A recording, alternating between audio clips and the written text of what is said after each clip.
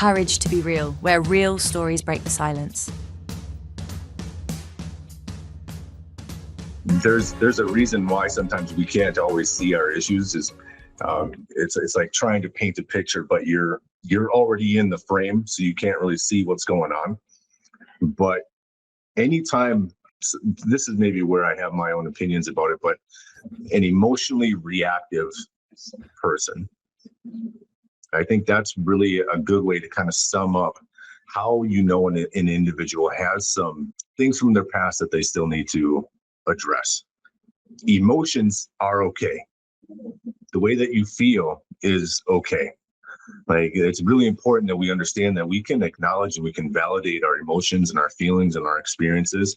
If somebody cuts us off in traffic, it's okay, like, to be upset by that. When we become so intensely reactive with our emotions, those are the things that we really need to pay attention to. Mm-hmm. It's like, wow, I notice my, for the females that are listening, for the wives and the girlfriends that are listening, it's like, if you notice your husband, your man, he's set off a little more easily, and a lot of times we'll just say that is that's an anger issue, or he's just hot tempered. He's got a temper. It's like, well, there's a reason that's there. That anger is a secondary emotion that's covering something up. It's like, yes, the boundary has gotten crossed, or the perception of a boundary is about to be crossed is there, but underneath all of that, there's a fear, because you don't want that boundary to be crossed again. Because the last time that boundary was crossed, something bad happened in my body, or there was a feeling that came up that I really did not like the way that felt. So I'm going to do whatever it takes to make sure I don't feel that again. Mm-hmm. And a lot of times that comes out as anger. Again, I'll highlight, emotions are not the problem, mm-hmm. but your reaction when you are emotionally active, that can become the problem. How you show up when you are quote unquote triggered. That's another word that's getting used a lot in social media, mm-hmm. But I don't know if there's a better word for it or not. Like when your smoke alarm starts going off, it's like the smoke is rarely the issue. It's never the issue. There's always a fire burning somewhere, and you need to be able to go in and find out where that fire is actually burning. And that smoke can look a lot like anger. It can look a lot like depression. Mm-hmm. Like, wow, this individual that used to be so outgoing and fun and loving and interactive and engaging is now just moping around the house all the time. They're shut in, they're isolated. I'm not hearing from them anymore. And this, I think, maybe is a good PSA moment. Like, if you're not hearing from people in your mm-hmm. life, reach out to them. Absolutely. Don't give up on them. You have no idea what they're going through, and they're going to need somebody in their corner, somebody to go in and, like, you got to just interject yourself into their life, even if they push you away. And you bring up a very good point. Sometimes just reaching out to someone. And by the way, welcome. This is the Courage to Be Real with Jason Plavel and myself, Drew Foreman. When I started following you, Jason, and I was in my low, I hit what I call rock bottom. And when you reached out to me, I didn't ask you to reach out to me, but you reached out. And he's saying reach out to people that you know, or if you see somebody that looks a little bit off, it's okay to say, hey, it's a beautiful day outside. How you doing? Or, hey, I'm glad to see you. Reach out to the people that you know, smile to the people that you don't, because a lot of people are hiding stuff, and they don't want to be front and center, which they really need to, right? They don't want to burden anyone. They don't want to bother anyone. But when Jason reached out to me, that was that one little beacon from the lighthouse shining, and you don't know at that moment how important that was. So if you reach out to somebody that you know, just look at your phone. How many hundreds of people do we have? Oh, I haven't heard from Glenn Scott in years, or at least weeks or months or whatever. I'm going to just reach out. Hey, Glenn, just thinking of you. I saw a meme. It reminded me of you. Whatever. It could be silly. It could be funny. It could be just, hey, just thinking of you. Haven't heard from you for a while. And you know what? That has a huge impact, especially if it's somebody that you know. But coming from a total stranger, now Jason's no longer a stranger, but coming from a total stranger, it just had the right amount of impact at the right moment as well. So if you see somebody that looks like they're having a horrible day, hold the door open for them. or even at the grocery store. Give them cuts at the grocery store, especially if it's an older person that looks a little bit sad. Maybe this is their first Christmas without their significant other of many, many years. Now, we don't know what other people are going through.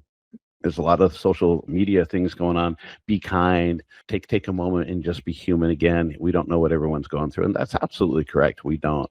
So, Jason, you brought up something that I thought was kind of interesting in anger and things that trigger us and how we portray that anger on somebody else. And really what it is that anger within us and we just can't contain it or we can't. How do you explain how, and I'm probably explaining it wrong, that we can't contain it? Obviously we are containing it and that's probably the problem.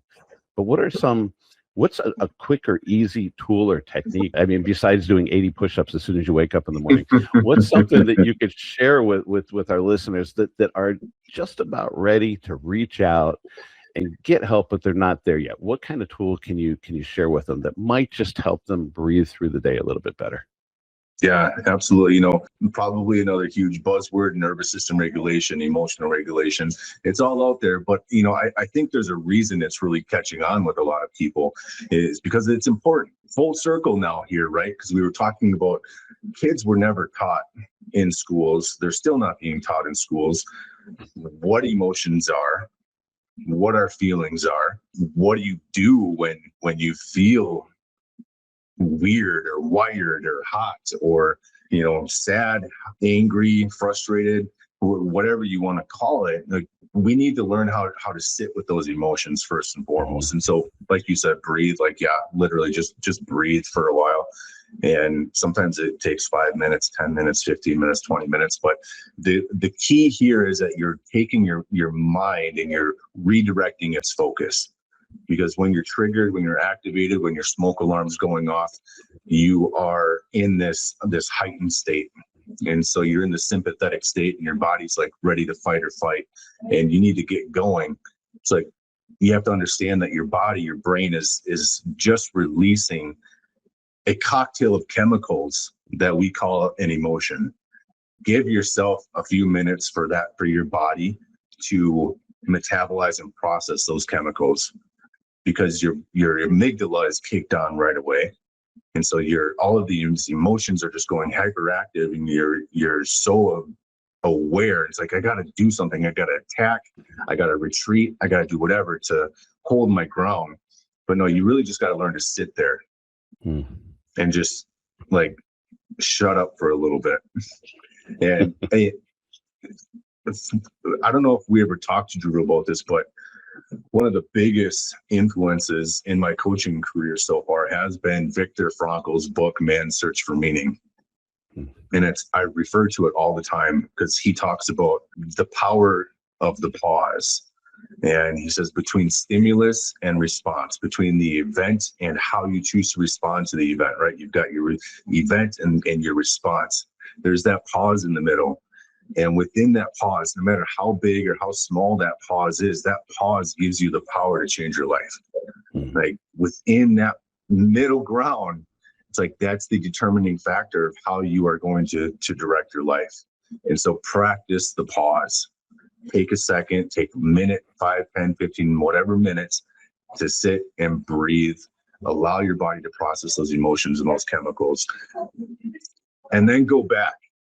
One of the biggest tools that I still use today, everybody loves it, is just tracking your triggers. Like literally sitting down and just grabbing a pen and paper and writing down exactly what happened. Try to separate yourself from there. Just sit back.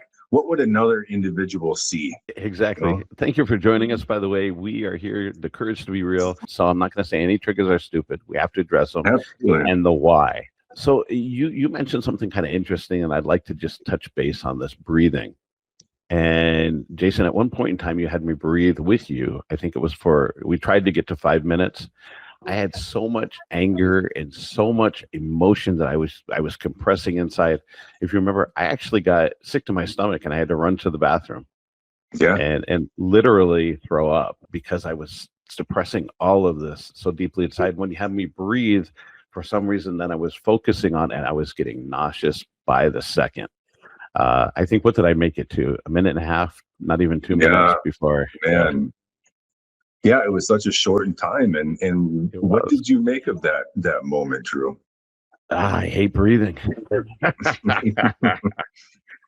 Yeah, I mean, as Jason has this incredibly interesting coaching method where he holds your hand, he leads you, he gives you the tools, he teaches you how to deal with these different triggers, these different emotional responses, what's going on. He explains what's going on, like he talked about the amygdala and how people become hijacked or triggered or whatever. And what he does is he allows you to pace this. Now, he will try to push a little bit when he feels that you're ready, but he allows you to set the pace. I had so much that I was dealing with, and I was hiding, and I was controlling, and I was shame. Everything was just compounded together and just started spewing out, literally. And unfortunately, at that moment, I knew, all right, I have a lot more work to go. I was so proud of myself. Look how far I've gotten. I'm going to breathe through those 5 minutes. No problem. Yeah, right. And explain to us real quick. So if somebody were to, and thank you, by the way, for watching us, we really appreciate you guys.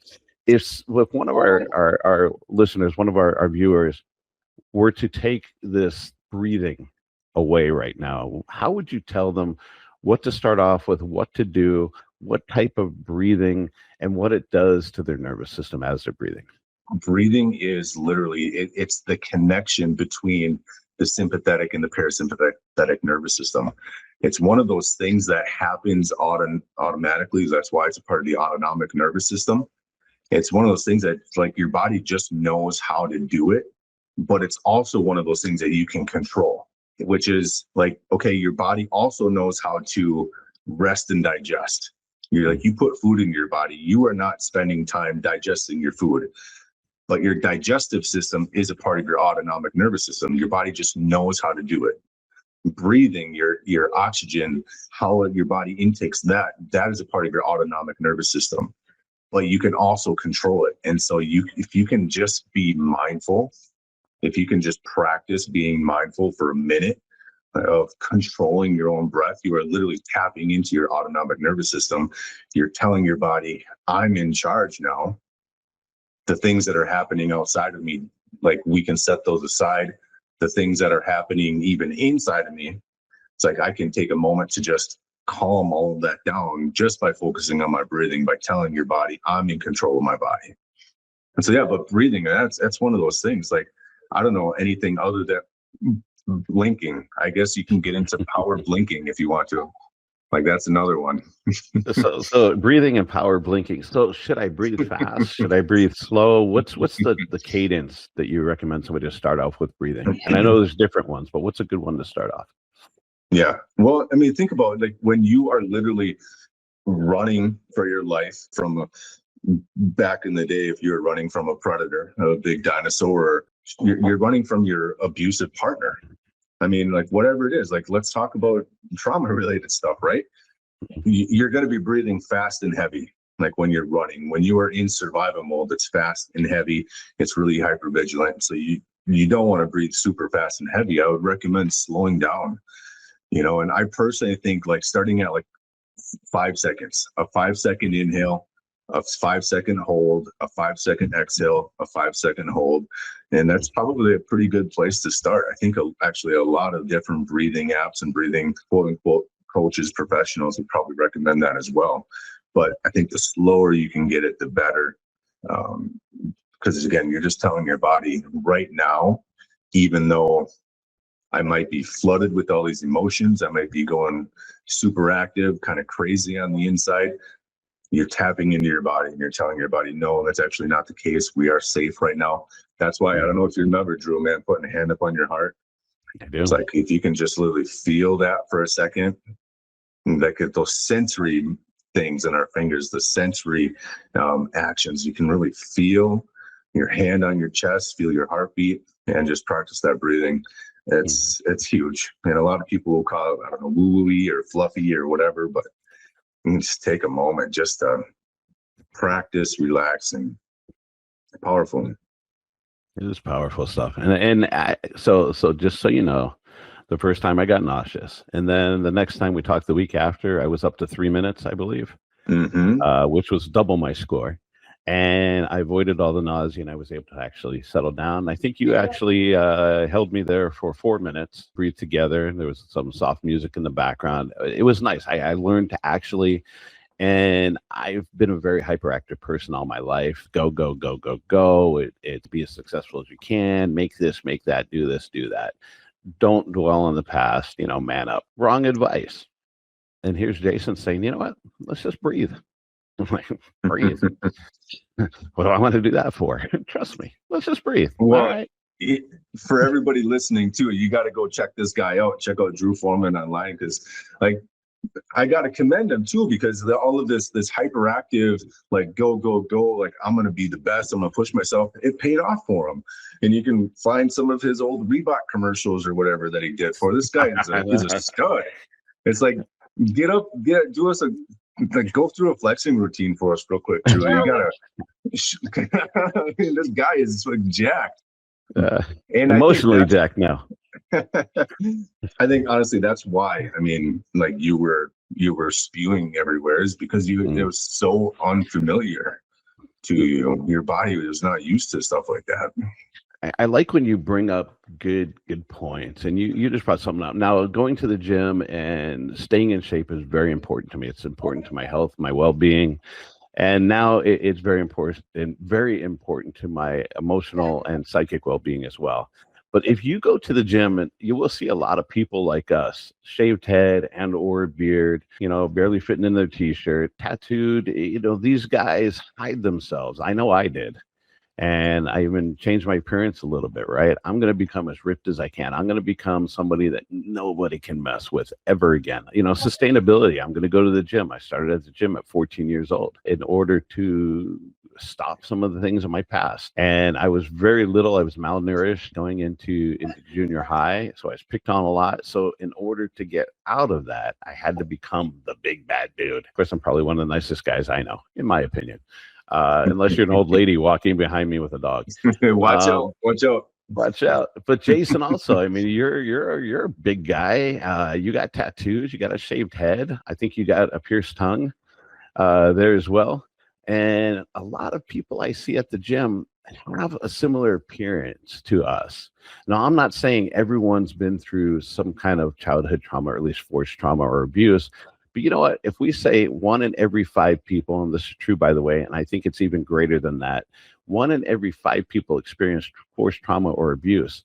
So if you go to the gym and you see people that look a little bit like Jason or myself, there might be a decent chance, if you were to flip a coin, whether they have some kind. Now, don't go up to them and say, "Hey, I noticed you got a tattoo and a shaved head. I guess you were abused as a kid." Probably the wrong thing to do, because I guarantee you they pack a solid punch behind those muscles. But a lot of us do, right? We change our appearance, we push ourselves, we want to become something that we weren't, and we want to take control of the situation. And I think that's really what it comes down to is at a young age, I just had to find a way to take control. Courage to be real, where real stories break the silence.